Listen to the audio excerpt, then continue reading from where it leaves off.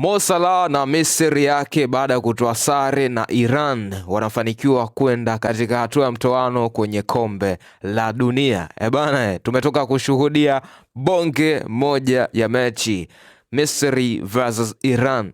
Egypt versus Iran, sare ya goli 1-1 inawapeleka katika hatua inayofuata Misri. Moja ya jambo ambalo linafurahisha sana kwenye kikosi cha Misri, moja ya jambo ambalo linashangaza sana, kikosi cha kwanza cha timu ya taifa ya Misri kuna wachezaji watatu pekee ambao wanacheza nje ya taifa la Misri. Wachezaji wengine wote ni wa Ahly, Pyramid, Zamalek, zile timu za ndani ambazo zinacheza ligi ya ndani ya Misri. Wachezaji watatu tu kina Mohamed Salah na Marmoush ndo wanatokea nje ya ligi kuu ya nchini Misri. Unaweza ukaona ni kwa namna gani ambavyo Misri wameinvest nguvu kubwa sana kwenye ligi yao ya ndani. Imagine wanaenda katika knockout stage, hawajapoteza mchezo wowote kwenye hatua ya makundi. Wametoa sare 2 na kushinda mechi 1.